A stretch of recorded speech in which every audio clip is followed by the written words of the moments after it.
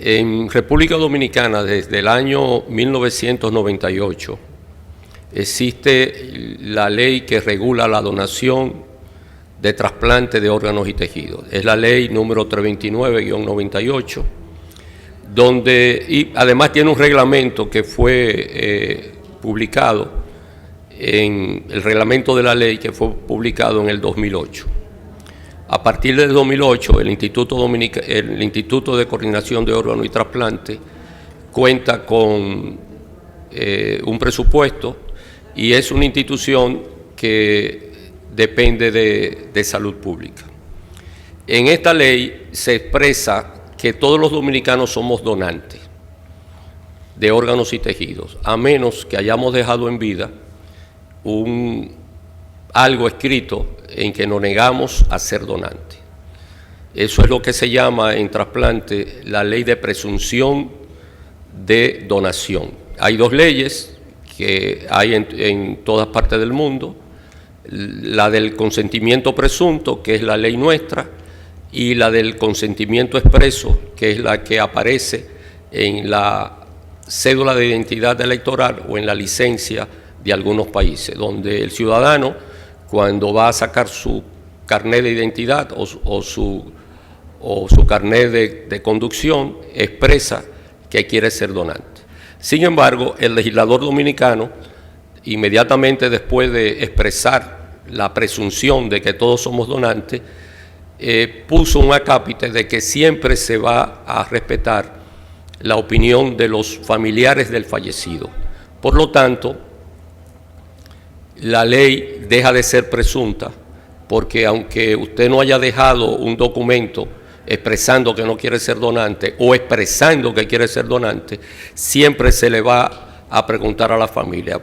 Por lo tanto, el consentimiento es voluntario, es informado y revocable. Además, si usted lo pone en la cédula, como ahora lo puede poner, cuando registra, puede registrarse que quiere ser donante a través del INCOR, y si un día quiere no ser donante, pues en una nueva cédula puede decir que no es donante. Entonces esta ley es la 329-98. ¿Cómo se coloca lo que se llama el consentimiento expreso en la cédula? Bueno, es presencial, hay que pasar por el INCOR de 9 a 3 de la tarde para llenar un formulario, o usted puede entrar a la página web del INCOR, llenar su formulario, imprimir el carnet, y cuando va a sacar la cédula, le dice, puede decir que le pongan en la cédula que quiere ser donante de órganos y tejidos. Hay que aclarar que en las nuevas cédulas verdaderamente hay dos cédulas: la cédula física, que no va a aparecer que usted es donante, y una cédula digital, que es la donde aparece que usted quiere ser donante. Y cuando va a sacar la cédula debe presentar el carnet o el formulario. Sin embargo, hay un punto crítico legal, y es que en República Dominicana se requiere, a pesar de que la ley dice que todos somos donantes, o a pesar de que usted diga en la cédula que quiere ser donante, siempre se requiere la autorización familiar del fallecido. Y la realidad nuestra es que más del 70% de cuando se hace la entrevista familiar para que el coordinador de trasplante se acerque a esa familia y le solicite la donación, tenemos más de un 70% de negativa familiar. Y esto representa la mayor barrera que tenemos en la obtención de órganos. ¿Por qué todavía se dona tan poco en República Dominicana? Bueno, hay que ser honesto, hay barreras estructurales. En los intensivos se identifican muy poco los posibles donantes. Hay pocas unidades de cuidado intensivo preparadas. Ustedes saben que en muchos hospitales se dañan los respiradores o tienen 10 camas y tienen 6 respiradores. Y además hay un déficit en el país de camas de intensivo. También tenemos ausencia de coordinadores de trasplante permanente. No porque tenemos ausencia de coordinadores preparados. En la historia del trasplante en República Dominicana han asistido más de 60 médicos dominicanos a hacer el curso que se hace en España, que se llama Máster Alianza, donde se preparan los coordinadores. Sin embargo, muchos de esos coordinadores han ido, algunos ni siquiera han trabajado como coordinadores, otros han dejado de ser coordinadores porque pretendían que lo nombraran como coordinadores, y otros que son coordinadores no quieren que lo nombren coordinadores. No le interesa.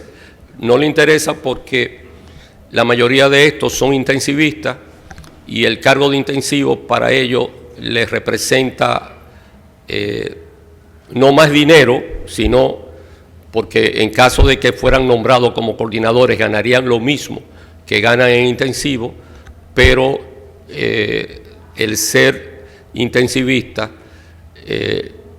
me parece que lo importantiza más que ser coordinadores. Un intensivista es el dueño del intensivo, es el que le da permiso a los familiares a entrar a horas que no son de visita, es el que los familiares están esperando con ansiedad fuera de intensivo para que le diga cómo está su familiar. Yo me imagino, yo no soy intensivista, pero yo también lo he sentido como nefrólogo. Cuando un paciente grave uno lo logra recuperar y darle de alta y salvar, pues uno se siente bien, eso debe aumentar las aminas dentro de uno. Y el coordinador, por lo regular, hace el trabajo callado, hace un trabajo que no lo expone, no lo propaga en el hospital, porque lo está haciendo en el momento de más dolor de una familia que ha perdido un ser querido. Entonces, no tenemos coordinadores permanentes porque no existe todavía el cargo de coordinador de trasplante hospitalario. Existe el de coordinador regional de trasplante, pero en el Servicio Nacional de Salud el presupuesto, existe el cargo, pero no hay presupuesto para ser nombrado. Estamos tratando de que en esta gestión el cargo de coordinador hospitalario sea reconocido por el Servicio Nacional de Salud y tenga su salario. La barrera cultural. Bueno, en nuestro país hay muchos mitos, tabúes, miedo y desinformación.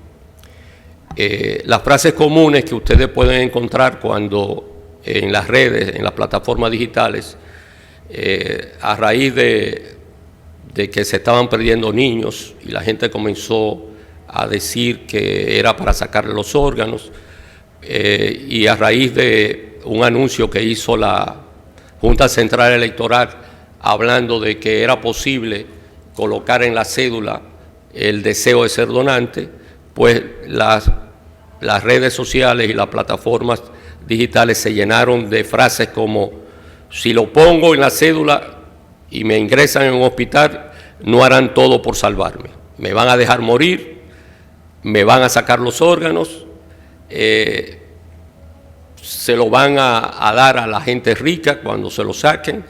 Y también hay cierta desinformación, mucha gente cree que cuando la gente dona le desfiguran el cadáver. Otro de los problemas que tenemos es que cuando hay una muerte violenta, por ley ese cadáver va al INASIF. Y el INASIF no se ha ocupado de, incluso se lo hemos solicitado, de explicarle a la población que para hacer una autopsia, el cadáver, cuando se lo entregan a los familiares, va a tener una cicatriz que va desde la horquilla externa hasta la sínfisis del pubis, porque es necesario que el patólogo forense saque los órganos, los revise y luego lo coloque de nuevo dentro del cadáver. Y muchos familiares que han llevado a un herido o con un trauma cráneoencefálico que no tiene cicatriz en el cuerpo y que creen que la muerte o posiblemente la muerte fue por el trauma, no entienden por qué se lo entregan con una cicatriz en todo el medio del cuerpo. Y Ustedes han podido ver en los medios, en la plataforma, en la gente que graba videos, que dice, le sacaron todo. Eso fue que le sacaron los órganos. Y le hemos solicitado al INASIF que trate de explicar a la población que para hacer una autopsia es imprescindible hacer esa incisión para sacar los órganos. Esto es parte de lo que sucede. ¿Me pueden pasar el video, por favor? Esto fue a raíz de la sedulación. No, el anterior. Este fue un abogado que salió y hizo mucho daño en cuanto a la sedulación.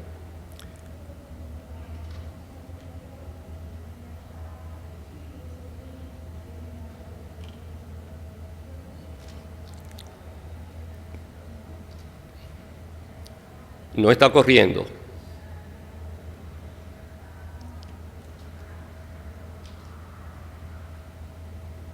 Bueno, este señor salió y fue visto y le dieron muchos likes, donde decía que era prácticamente un complot, que no pusieran en la cédula que querían ser donantes, porque si usted ingresaba a un hospital, incluso con una gripe, le iban a sacar los órganos para usarlo en los trasplantes.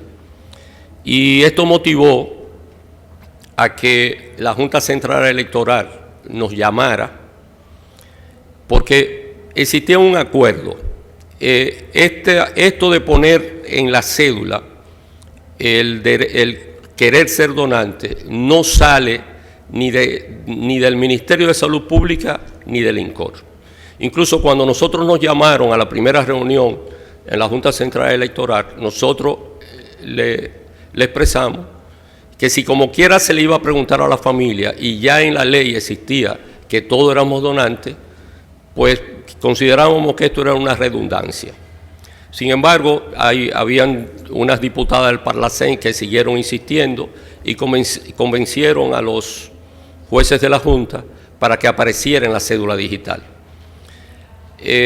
Ya nosotros, viendo que iba a aparecer en la cédula digital, hicimos un formulario que fue consensuado con el Departamento Jurídico del Ministerio de Salud Pública y con la Junta Central Electoral, para tener ese formulario en los principales centros de cedulación. En el país va a haber unos 400 y pico centros de cedulación, de los cuales al principio nos dijeron que habían alrededor de 100 que iban a ser lo más importante, y luego nos dijeron, no, que eran 140 lo más importante, y luego lo redujeron a 90.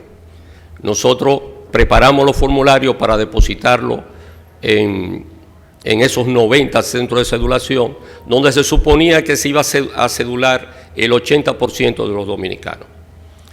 Bueno, ya con el formulario hecho, que ya lo íbamos a comenzar a repartir y que íbamos a entrenar por lo menos a alguien en el centro de cedulación, nos llama la Junta Central Electoral y nos dice que no van a aceptar poner el formulario, porque ellos tenían o tienen un grupo de personas dentro de la Junta que monitorean la aceptación de la Junta en la población, y nos expresaron que la aceptación de la población había caído estrepitosamente por el problema de poner en la cédula si usted quería ser donante o no, y que por lo tanto ni lo iban a promover ni iban a aceptar el formulario en los centros de cedulación. Ellos monitorean cada cierto tiempo cómo la población ve el trabajo de la Junta, y identificaron que esto y todo esto, lo que se había publicado, era lo que había hecho caer estrepitosamente el concepto que tenía la población en el trabajo de la Junta Central Electoral. Y por lo tanto, retiraron el apoyo y no nos dejaron poner los formularios. Hubiese sido bueno que ustedes oyeran, este señor es un abogado, todo un abogado, y también podemos decir que es un mea culpa, porque a través del tiempo el INCOR no ha podido, desde el año 92 o del 2008, que tiene presupuesto, llevarle una información veraz y de lo que significa la donación y el trasplante en República Dominicana. Aquí siempre se ha hablado de que falta cultura de donación y trasplante. Yo creo que yo llego un poco más lejos. Hay ciertos sectores de la sociedad que hay que alfabetizarlo, porque para usted tener cultura debe estar alfabetizado, y hay lugares donde tenemos que alfabetizar a la población sobre donación y trasplante. Esta es la tasa de donación en República Dominicana. Ha oscilado entre 0.65 por millón de habitantes a 2.4. 2.4 es el récord, que fue en el 2024, donde se captaron 22 donantes. Ya en el 2025 cayó a 12. Lo ideal, según la Organización Mundial de la Salud, es que haya entre 20 y 25 donaciones por millón de habitantes. España el año pasado, y este año lo superó, eso es 2024, obtuvo 49 donaciones por millón de habitantes. Nosotros con 20, 25 donaciones por millón de habitantes necesitaríamos captar unos 200 a 250 donantes por año. Obviamente, hay que ser honesto, si nosotros captáramos 100 donantes por año, muy posiblemente los grupos de trasplante que hoy existen en República Dominicana no tendrían la capacidad de implantar todos esos órganos. Por ejemplo, hígado, no tenemos capacidad para implantar más de 20 hígados de adultos. Entonces, una cosa es lo ideal y otra cosa es lo real. Y uno de los motivos de por qué hay pocos profesionales dedicados al trasplante, hay que decirlo, hay que ser honesto, es que el trasplante no es atractivo desde el punto de vista económico. Un ejemplo de eso es la Sociedad de Nefrología. Somos casi 280 nefrólogos y dedicados al trasplante, tratando de ser benévolos, llegamos a 12 nefrólogos que estamos vinculados al trasplante. Los nefrólogos han identificado que el dinero está en la diálisis, están en los centros de diálisis, y centros de diálisis en República Dominicana hay alrededor de 90, entre públicos y privados. Sin embargo, centros de trasplante en República Dominicana hay 5. 3 hacen trasplante de donante vivo y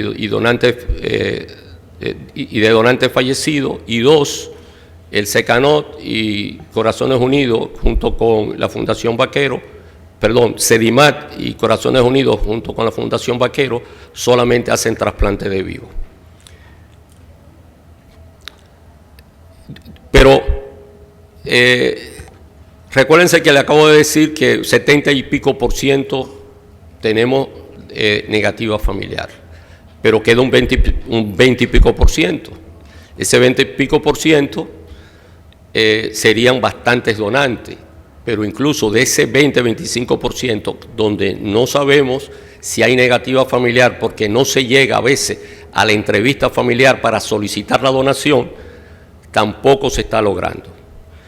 Porque la decisión de donar no solamente depende de la familia, tampoco depende únicamente del coordinador de trasplante, depende de todo el personal hospitalario. Por ejemplo, hay personas que uno no se le puede, los coordinadores, porque lo que hacemos trasplante no hacemos entrevista familiar.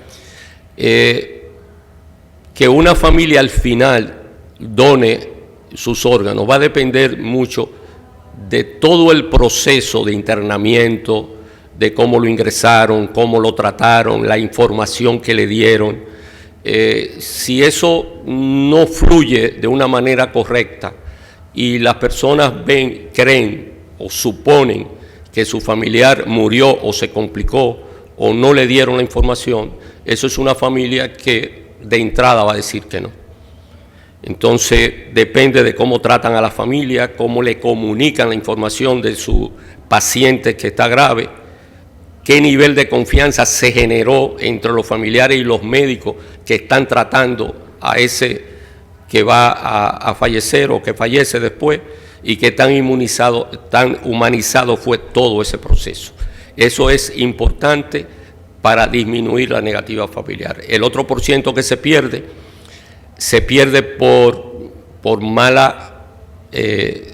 mantenimiento muchas veces del cadáver. Tenemos el problema que los intensivistas, que son los coordinadores, el 90 y pico % de los coordinadores son intensivistas, trabajan en más de un lugar. Y podemos tener un coordinador intensivista que está manteniendo una muerte encefálica, diagnosticada ya, muerte encefálica, está manteniendo el cadáver, pero resulta que trabaja hasta las 12 del día en el NEI área. Y a las 12 del día tiene que brincar a otro centro. Y trabaja ahí de 1 a 5 de la tarde. Y a las 5 se va para su consultorio. Y ya el que entra con otro criterio, con otro concepto, quizás no está sensibilizado con la donación y sencillamente le baja el oxígeno, le baja las soluciones para que el paciente se muera. O están esperando camas para intensivo y quizá el paciente que está esperando es recuperable, ya ese tiene un diagnóstico de muerte encefálica y hay que esperar que haga el paro cardíaco para sacarlo, llevarlo a la morgue y entrar un nuevo paciente. Ahí viene el déficit de cama de intensivo. Este dato lo dice todo, o sea, esta diapositiva lo dice todo. En República Dominicana, hablando de trasplante renal, ahora mismo hay alrededor de casi 6.000 pacientes recibiendo hemodiálisis o diálisis peritoneal. Más de 550 pacientes están en la lista de espera esperando un órgano de un donante fallecido. En el 2025 bajamos de 24 a solamente 12 donaciones. Por ejemplo, en el 2024 la región del Cibao hizo 10 captaciones de órganos. En el 2025 hizo una en enero. Y desde que enero del 2025 a la fecha no ha hecho una captación de órganos. Y hoy, hasta el 30 de junio, solamente hemos tenido una donación. Fíjese cómo el lío de la cédula, el lío de los robos de los niños que decían que era para tráfico de órganos. Incluso un cura muy famoso,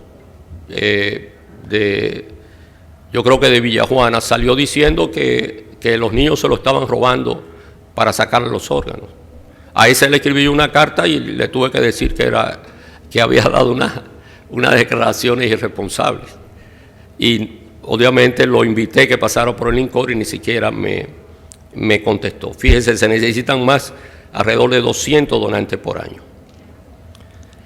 A pesar de todo, esto es lo que se ha hecho en República Dominicana. Se han hecho 5.491 trasplantes. Obviamente, la mayoría de esos trasplantes, 4.255, son de tejido. Estamos hablando de médula ósea y de córnea.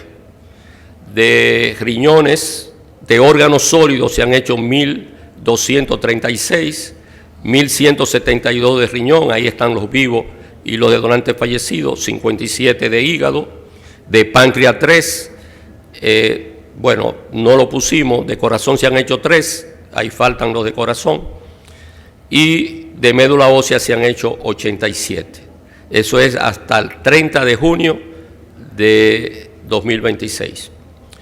Sobre córnea tengo que decir que nos debiera dar vergüenza a todos los dominicanos de que el 98% de las córneas que se trasplantan son córneas extranjeras, córneas compradas en el exterior. Una córnea está costando alrededor de $2.000 y hoy hay decenas de niños que no van a la escuela por falta de esa telita que tenemos delante de los ojos. La gente piensa que para donar la córnea le van a enuclear el ojo. Nosotros le decimos, yo particularmente, no sé si ustedes cuando han ido a la funeraria han visto, quizás nunca han visto un cadáver con los ojos abiertos. Siempre en el velatorio el cadáver tiene los ojos cerrados. Donar la córnea no le quita ni siquiera el color que tienen el color de los ojos. Si usted tiene ojos azules y dona la córnea, va a seguir siendo fallecido con ojos azules. Pero sin embargo, y además donar la córnea tiene la ventaja de que usted no necesita, como los órganos sólidos, que el donante tiene que venir de un cuidado intensivo. En córnea en tejido, en piel, usted puede captarlo incluso en la morgue. Y el fallecido necesariamente no tiene que morir en cuidados intensivos. Y sin embargo, el 90 y pico % de las córneas son compradas y son córneas. Una córnea dura alrededor de 15 días luego de ser extraída y muchas de esas córneas llegan ya con un periodo muy corto ya de posibilidad de ser trasplantadas. Pero sin embargo, ese es el trasplante que más se hace. ¿Qué necesitamos para avanzar en donación y trasplante? Bueno, necesitamos que se cree el cargo de coordinador hospitalario de trasplante, necesitamos más hospitales generadores de donantes, más unidades de cuidados intensivos e intensivistas comprometidos con la donación y el trasplante, y algo que nosotros es una aspiración. Así como la leptospira, el dengue, la malaria son de reporte obligatorio a salud pública, nosotros quisiéramos o pretendemos que algún día sea obligatorio el reporte de muerte encefálica en los intensivos dominicanos. Nosotros, como todo, en cirugía debe pasar lo mismo, que hablamos de estadística y hablamos de estadística porque en otro país levantaron la estadística. República Dominicana tiene poca estadística, pero se supone que el 2% de todo el que entra a intensivo tiene chance de morir, de fallecer con muerte encefálica. O sea que sería tendríamos bastante donantes y podríamos saber dónde están las debilidades cuando el reporte de muerte encefálica en intensivo sea obligatorio.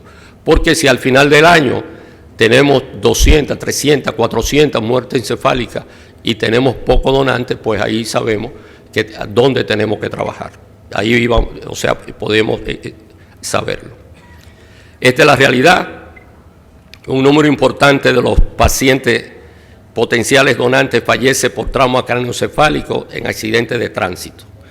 ¿Qué pasa con esto? Bueno, la donación requiere la intervención y autorización de autoridades médico-legales. La ley establece que si lo que causa la muerte, el legista y el fiscal consideran que, por ejemplo, una persona se suicida con un balazo en la cabeza, lo llevan a intensivo, fallece, tiene muerte encefálica. Bueno, la obtención de los órganos no va a vulnerar o no va a complicar el certificado de la causa de muerte de ese individuo. Y la ley así lo establece, pero los fiscales, muchas veces por miedo o desconocimiento de los procedimientos de donación y trasplante y con temor a comprometer la investigación judicial, no firman ni autorizan la donación. O sea, nos hemos reunido le hemos solicitado desde el 2024 a la procuradora anterior y a la procuradora entrante reuniones. Logramos reunirnos con la de niños, niñas y adolescentes, que ahí también tenemos un problema porque la ley establece que padres y tutores pueden autorizar que un hijo de ellos done médula ósea, puede donar médula ósea. Imagínense un niño de 8 años que le quiere, o de 10, 12 años, que le quiera donar médula a un hermano. Ese niño tiene que ser sometido a una serie de análisis para saber si está sano completamente, le tienen que sacar sangre para establecer la compatibilidad, lo tienen que llevar a un quirófano, le tienen que dar anestesia, le van a extraer la médula, se la ponen al hermanito. Vamos a suponer que el trasplante se complica, el paciente se infecta y muere. Ese niño de 10, 12 años, que sabe que le donó la médula a su hermano, va a tener un choque porque su hermanito murió y queda vivo. Bueno, pues tenemos el inconveniente que los padres o tutores no pueden autorizar la donación de un fallecido, de un niño fallecido, que done los órganos. O sea, algo que no entendemos, porque si el vivo puede donar la médula, y es un proceso que hay que dar anestesia, porque si no le dan anestesia es doloroso, ya fallecido, los padres o tutores no pueden autorizar la donación de órganos. ¿Cómo superar esa barrera? Bueno, tenemos que elaborar, que es lo que pretendemos, un protocolo nacional consensuado entre el sistema de salud y el Ministerio Público, capacitar fiscales, médicos legistas y coordinadores, que nos pongamos todos de acuerdo, y promover que la donación sea considerada una prioridad de salud pública compatible con el debido proceso judicial. Al final, esto es un congreso de cirugía, habría que traerle algo a ustedes para que se sintieran bien. El cirujano en el trasplante. Bueno, la mayoría de los potenciales donantes que llegan a un hospital, por lo regular, los traumas llegan a través de cirugía, porque ya entonces el primer contacto de ese traumatizado es el cirujano, que puede identificar, dependiendo de cómo llegue el paciente, posibles donantes. Sin cirujanos comprometidos no existen programas de trasplante exitosos. La extracción de órganos es un acto quirúrgico de alta complejidad, porque hay que tratarlo. No es para mandarlo al patólogo ni para tirarlo al cesto de la basura, es para ponérselo a otra persona que lo está esperando y tiene que sacarse con cuidado. De eso sabe Risit y Bonet y Giomar, que están aquí, que hay que sacarlo con mucho cuidado. Y exige cirujanos entrenados, que sean meticulosos, comprometidos con la calidad de los órganos. Además, cuando un cirujano ha hecho muchos trasplantes y salen bien, los receptores van confiados, porque genera confianza entre donantes y receptores, y más aún entre el equipo de los clínicos. Porque aunque sabemos que toda cirugía se puede complicar, pues cuando un trasplante se hace, el paciente orina de una vez en el quirófano, no hay sangrado, no hay reintervención, el uréter no se estenosa, pues nosotros estamos felices. Esto es lo último, este es el icono del INCOR, con hoy por ti, mañana por mí. O sea, hoy donamos y no sabemos si algún día un familiar de nosotros o nosotros mismos vamos a necesitar de un órgano. Muchas gracias.